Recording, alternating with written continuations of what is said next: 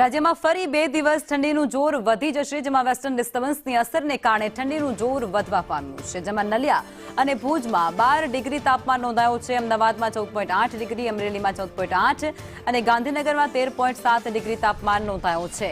કંડલામાં 14.2 degree, કેશોદમાં 14.1 degree, રાજકોટમાં 15.3, ડીસામાં 14.5 અને ગાંધીનગરમાં પણ 15 ડિગ્રી તાપમાન નોંધાયું છે. પોરબંદરમાં 16.2 ડિગ્રી તો ઓખામાં 16.8 ડિગ્રી તાપમાન રહ્યું છે. સંવાદદાતા દિવ્યા અમારી સાથે લાઈવમાં જોડાઈ ગયા છે. દિવ્યા, રાજ્યની અંદર ફરી એકવાર ઠંડીનો ચમકારો જે વધ્યો છે અને આજે કાતિલ ઠંડી વહેલી સવારથી જ પડી રહી છે અને ગઈકાલે પણ ઠંડીનો જે ચમકારો હતો તે જોવા મળ્યો હતો. અત્યારે રાજ્યવાસીઓની શું સ્થિતિ? લખમાં આ 2 દિવસના રાઉન્ડ બાદ ફરીથી એક વખત ઠંડીનો રાઉન્ડ શરૂ થયો છે અને તેના જ કારણે રાજ્યભરમાં ઉત્તર પૂર્વના પવનો ફૂંકાતા પવનની ગતિમાં પણ વધારો થયો છે, જેને લઈને વહેલી સવારથી ઠંડીનો અહેસાસ છે તે થઈ રહ્યો છે. સાથે જ શહેરીજનો છે જે ઠંડીથી બચવા માટે પણ હેલ્થ કોન્શિયસ થતા હોય છે. અર્લી મોર્નિંગમાં ઠંડીની સાથે સાથે એક્સરસાઇઝ કરીને ઠંડીથી બચવાના પણ શહેરીજનો પ્રયાસ કરે છે. અહીંયા અમદાવાદના વિવિધ લેકો આવેલા છે કે જ્યાં વહેલી સવારથી લોકો મોર્નિંગમાં વોક કરવા માટે પહોંચતા હોય છે અને ત્યાં વોકિંગની સાથે સાથે એક્સરસાઇઝ પણ કરતા હોય છે. 2 દિવસની ઠંડીની રાહત હતી, હવે ફરી ઠંડીનો રાઉન્ડ શરૂ થયો.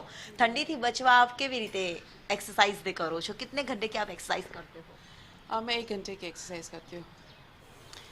मॉर्निंग वॉक करती हूँ प्लस ओपन जिम करती हूँ. किस तरह की ठंडी है आज? तो अच्छी ठंडी है. જરૂર. એટલે મોર્નિંગ વોકર્સ માટે આજે ઠંડી છે તેને લઈને એક્સરસાઇઝ કરવાનો પણ એક લાહવો હોય છે અને સાથે સાથે વહેલી સવારથી દરેક ગાર્ડનમાં લોકોનો જમાવડો પણ જોવા મળતો હોય છે. અમદાવાદમાં કેવી ઠંડી પડી રહી છે?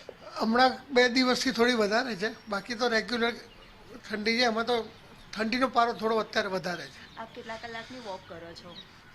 1 અવર્સ. જરૂર. એટલે તમામ વહેલી સવારથી જે મોર્નિંગમાં વોકર્સ જે હોય છે જે એક્સરસાઇઝ પણ કરતા હોય છે, વોક પણ કરતા હોય છે. હાલ જે ઠંડીનો ચમકારો વધ્યો છે, ફરીથી આગામી 2 દિવસ સુધી ઠંડીનો ચમકારો યથાવત રહે તેવું અનુમાન રાજ્યના હવામાન વિભાગ તરફથી પણ કરવામાં આવ્યું છે અને તેની અસર અમદાવાદના વિવિધ વિસ્તારોમાં પણ ઠંડીનો ચમકારો અનુભવતા મોર્નિંગ વોકર્સનો જમાવડાની સાથે એક્સરસાઇઝ અને ઠંડીનો ચમકારો પણ અનુભવાઈ રહ્યો છે. જી લખમા. જી આભાર દિવ્યા, આપ જોડાયા તે બદલ.